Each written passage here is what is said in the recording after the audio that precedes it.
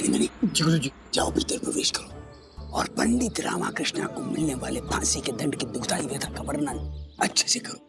वो क्या है कि इतनी दुखदाई बात हम अपने मुख से निकाल नहीं पाएंगे। वाह गुरुजी, आप किसी का जीवन दुखदाई बना सकते हैं किंतु किसी को बता नहीं सकते। शिष्यो, तुम सुनाओगे, वो सुनेंगे और हम देखेंगे क्या उनकी मुख का भाव।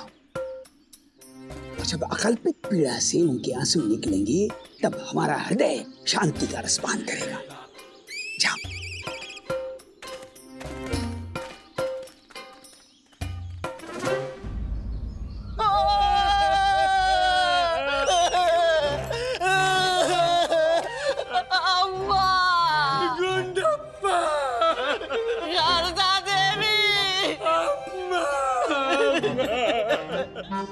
लगता है आचार्य गुजर गए, इसीलिए ये रो रहे हैं।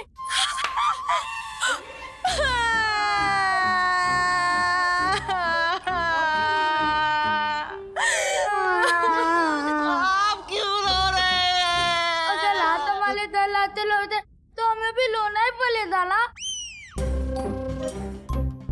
वैसे तुम क्यों रो रहे हो? हम क्यों रो रहे हैं? हे भगवान, ये मूर्ख जीवन पर्यंत मूर्ख ही रहेगा। अम्मा पूछ रही हैं, क्या वो बुढ़ा गुरुवर चल बसे क्या? अगर ऐसा है तो अम्मा ने जो मौन व्रत रखा है वैसे ही वो लाठी का भी मौन व्रत रख लेंगी। जिस इंसान को मारने का सबसे ज्यादा मन करता था अब वही नहीं रहा तो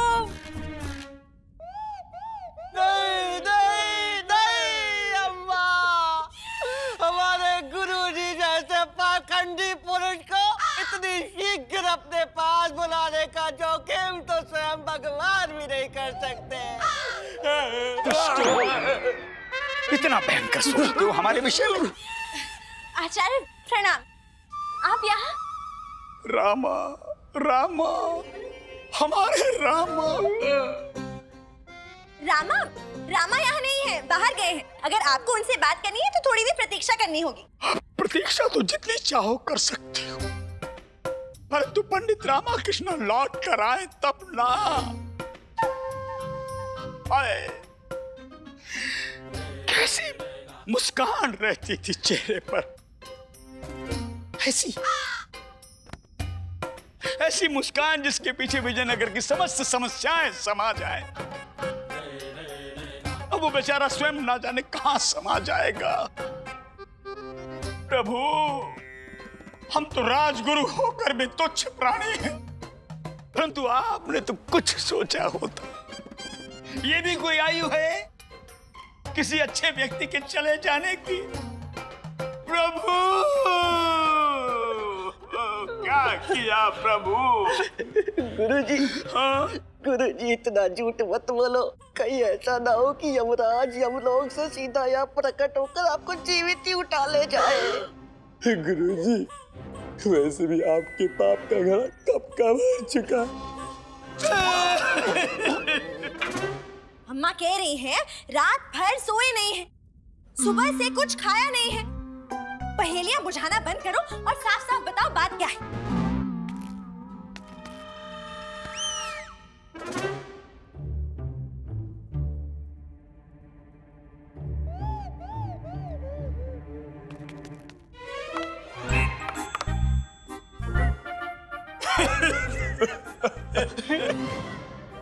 महाराज को ऐसा नहीं करना चाहिए था। आप दरबार कब से जा रहे हैं? नहीं नहीं, हम नहीं, अम्मा कह रही हैं। अच्छा, आपको तो पता ही होगा, महाराज स्वयं कुछ नहीं करते, केवल आदेश देते हैं। आदेश, आदेश, महाराज ने फांसी का आदेश महाराज ने तो दिया। किसको? पंडित रामाकृष्ण को। यह आदेश देने से पूर्व ने पंडित रामाकृष्ण की आंखों में विजयनगर के प्रति प्रेम दिखाई नहीं दिया। महाराज ये भी भूल गए कि पंडित रामाकृष्ण कितने बड़े भक्त हैं मां के। महाराज ने इस बात की भी अवहेलना की। आए पंडित रामा कृष्णा,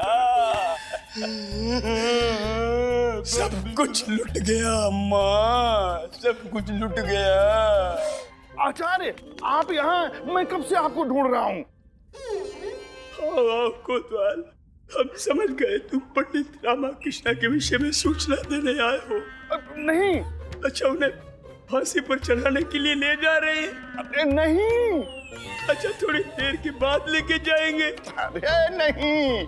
अच्छा, समझ गए, पंडित रामाकृष्ण ने अपनी अंतिम इच्छा रखी होगी, उसे पूरा किया जा रहा हो। अरे नहीं। अरे क्या हुआ फिर? ना फिर वो फांसी देने वाली जल्लाद के पेट में गड़बड़ हो गई क्या? अरे नहीं नहीं नहीं, कब से कहने की कोशिश कर रहा हूँ, पंडित रामाकृष्ण की फांसी रद्द हो गई है।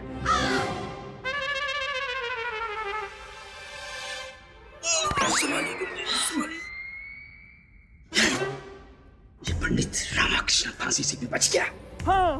अवश्य महाराज को अपनी चिकनी चुपड़ी बातों में ले आया होगा। उन्हें पंडित रामाकृष्ण का राजद्रोह का पर्दाफाश करेंगे और स्वयं अपनी आंखों के सामने पंडित रामाकृष्ण को फांसी पर चढ़ाएंगे। गुरुजी शांत रहिए। पंडित रामाकृष्ण तो फांसी से बच निकला है, परंतु अम्मा के घर में घुसकर अम्मा की लाठी से बच के निकलने वाला अब तक कोई पैदा नहीं हुआ। उठा लो अम्मा, लाठी उठा लो। हाँ अम्मा, इसकी कोई हड्डी थी, हड्डी तोड़कर मुझे दे दो, मैं अपनी दंती बांध दूंगा। इसकी एक तो क्या, मैं सारी हड्डियां तोड़ दूंगी।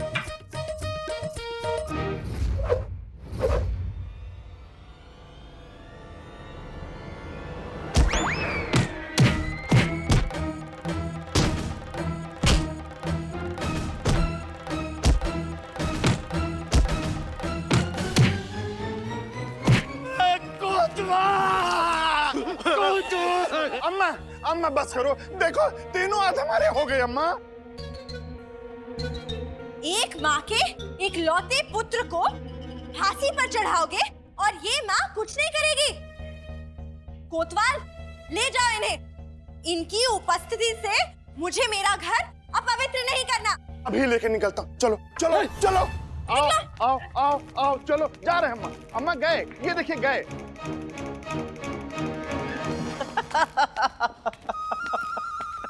रामन, ये सब क्या हो रहा है? बताता हूँ।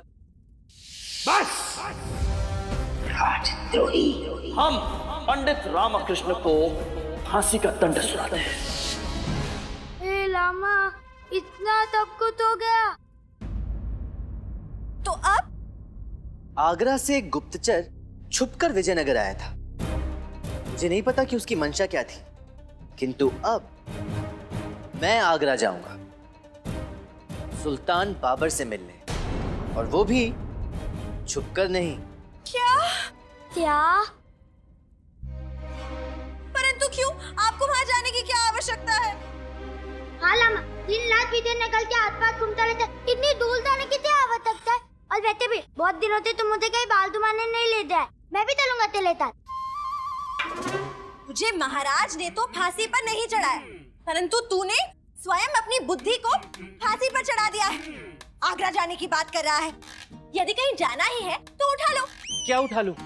वो थैली उठा लो और जाओ जाके बाजार से सब्जी ले आओ। अच्छा ठीक है, नहीं जाऊंगा। चलो एक खेल खेलते हैं। अभी आगरा जाने की बात कर रहे थे, अब खेल खेलना है। हाँ माँ, खेल ऐसा है, मैं प्रश्न पूछूंगा, तुम उत्तर दोगी। मैं तुम्हें उत्तर देने में तुम्हारी सहायता करूंगा, दो विकल्प देकर। तुम उन दोनों विकल्पों में से एक सही उत्तर चुनकर मुझे बताना, वो भी केवल 3 क्षणों में। उसके पश्चात जो भी तुम कहोगी मैं मानूंगा। ठीक है। तैयार? बताओ, माँ या पुत्र? माँ। प्रेम या धन? प्रेम। हृदय या मस्तिष्क? हृदय। सम्मान या वैभव? सम्मान।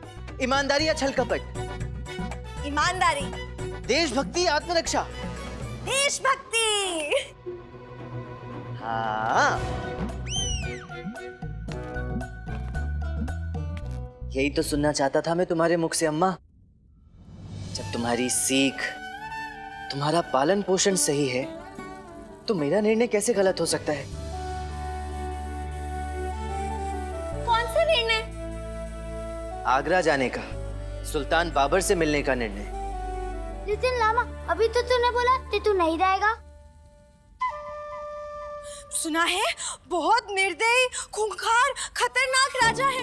उनसे तो भय को भी भय लगता है, इतने भयानक है। दूसरे राज्य से जब दरबारी आते हैं तो उनका स्वागत सूली पर उल्टा लटका के करते हैं, और आप उनके पास जाना चाहते हैं। शारदा, हो सकता है तुम्हारी बात सत्य हो, किंतु मेरे लिए देशभक्ति से ऊंचा स्थान आत्मरक्षा का नहीं है।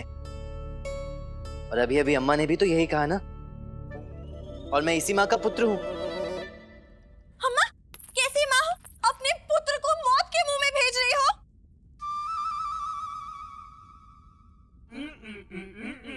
जा जाके आरती की थाल लेकर आ। अम्मा, रामा को जाने दे, वो सत्य के मार्ग पर चल रहा है।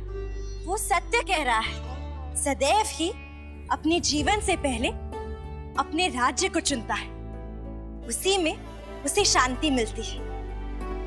विजयनगर पर खतरों के बादल मंडरा रहे हैं। यदि वो बादल बरसे तो सर्वनाश हो जाएगा, इसीलिए उसे अपना कार्य करने दे। हाँ शारदा, मत करो मेरी चिंता, कुछ नहीं होगा मुझे। अम्मा का आशीर्वाद है ना मेरे साथ, और उस माँ का भी, माँ काली का, उसका आशीर्वाद सदैव मेरे साथ रहता है।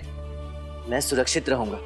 चल, तू जाकर तैयारी कर, मैं तेरे कपड़े बांध देती हूँ, और हम जाकर आपके लिए भोजन बना देते हैं। और मैं गोले का प्लवन कल आता हूँ।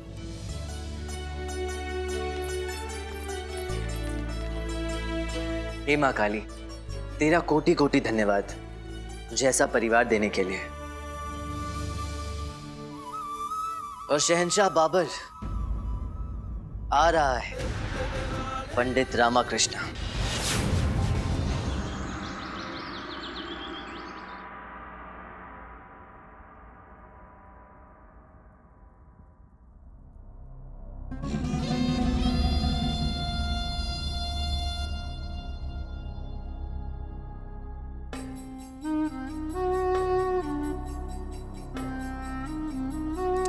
हमारे खाने में कंकर,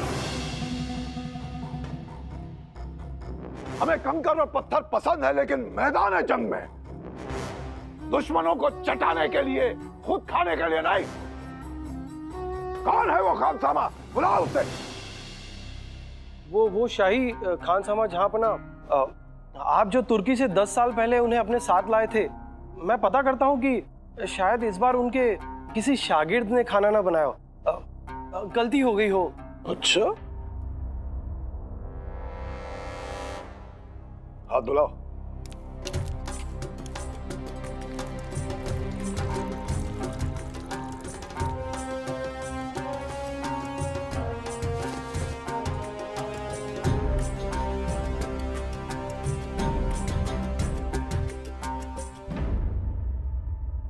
दुरुस्त फरमाया आपने, शागिर्द से गलती हो गई होगी। दुरुस्त फरमाया।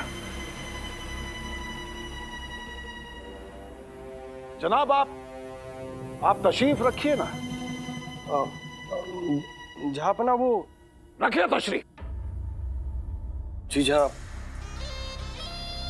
जनाब के लिए एक तश्तरी कंकर पेश किए जाएं। फौरन कंकर पेश किए जाए। रखो इनके सामने। कंकर खाइए और बताइए हमें कि हमारी सल्तनत के कंकरों का जायका कैसा है। जहांपना गुस्ताखी माफ जाफना। किसे बचाने की कोशिश कर रहे थे आप? अरे खाइए खाइए, हमने कहा खाइए।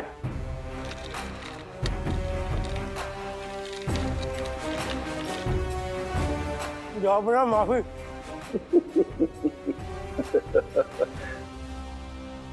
हे भगवान, आज इस सन की बुढ़िया के लठ ने हमारी भेंट यमराज से कराई दी थी। इस पंडित रामाकृष्ण के विषय में तो बाद में सोचेंगे, सर्वप्रथम उस लाठी का कुछ प्रबंध करना होगा। हाँ गुरुजी, आपने अपने पूरे जीवन में अब तक इतनी बार मंदिर का घंटा नहीं बजाया होगा जितनी बार आज उस अम्मा ने आपको अपनी लाठी से बजाया है। इतनी मार खाने के बाद भी गुरुजी आपको कोई लाभ नहीं हुआ।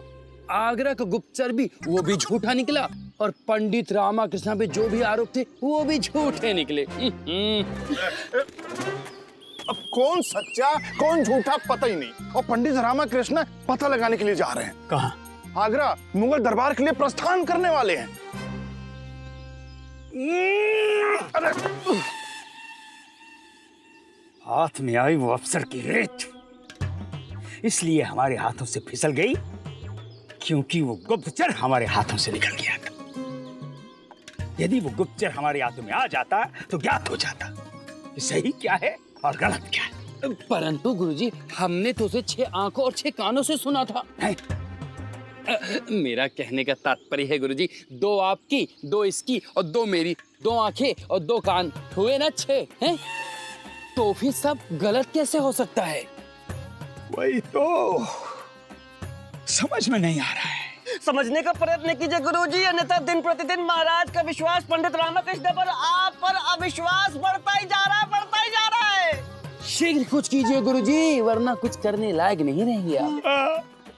हाँ गुरुजी, अब आप देखिएगा पंडित रामाकृष्ण तो जाएगा आगरा और उस गुप्तचर को पकड़ेगा और शहंशाह बाबर भी रामा की बुद्धि के सामने बुद्धू ही साबित होगा।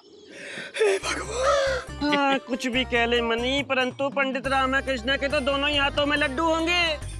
इधर विजयनगर में महाराज कृष्णदेव राय को सूचित करेगा और महाराज से उपहार पाएगा, और उधर आगरा में शहंशाह बाबर को भी विजयनगर की जानकारी देगा और मुगलिया दरबार में भी पुरस्कार पाएगा और सम्मानित होगा। क्या? हाँ, एक आप ही तो थे जो पंडित रामाकृष्ण का पर्दाफाश कर सकते थे, उसकी सच्चाई सबके सामने ला सकते थे, परंतु आप छोड़िए, जाने दीजिए। परंतु क्या? गुरुजी, आपका बूढ़ा मस्तिष्क थोड़ी दूर तक तो सोच पाता नहीं, आगरा जितनी दूर कैसे सोच पाएगा? नहीं सोच पाएगा। इधर आओ, इधर आओ।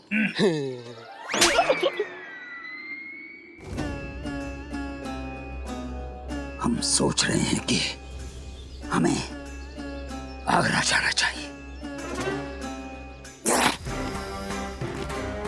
यदि पंडित रामाकृष्ण सच में बाबर का गुप्तचर निकला तो आगरा में हमें उसके विरुद्ध ठोस सबूत मिलेगा। बस उसके पश्चात हम पंडित रामाकृष्ण से अगला पिछला सारा हिसाब चुकता कर लेंगे। हमारा या पंडित रामाकृष्ण?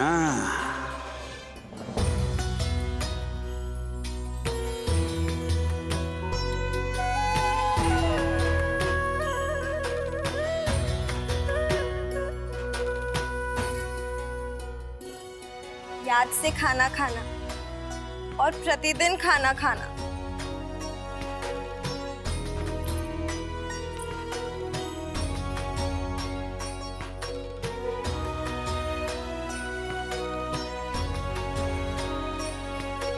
उठा लो। शारदा, तुम हर दिन कहती रहती हो ये उठा लो वो उठा लो, अब जाते जाते क्या उठा लूं? हमारे हाथ से ये सूची उठा लो। सूची?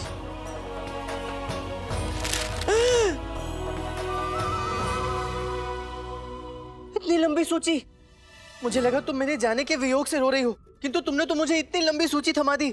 इतनी लंबी तो आगरा तक की यात्रा भी नहीं है शारदा महोदया। हमने सोचा अब आगरा तक जा रहे हैं तो हमारे लिए सारी वस्तुएं ले आए, संभल कर लाइएगा।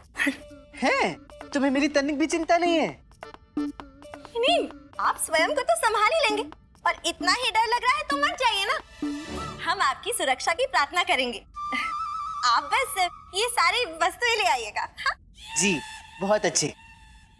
गुंडप्पे, अब इस घर का एकमात्र पुरुष तू ही है।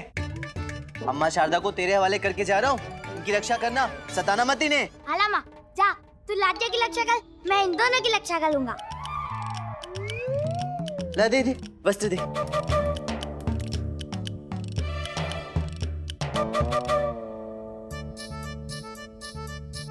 चलता हूँ।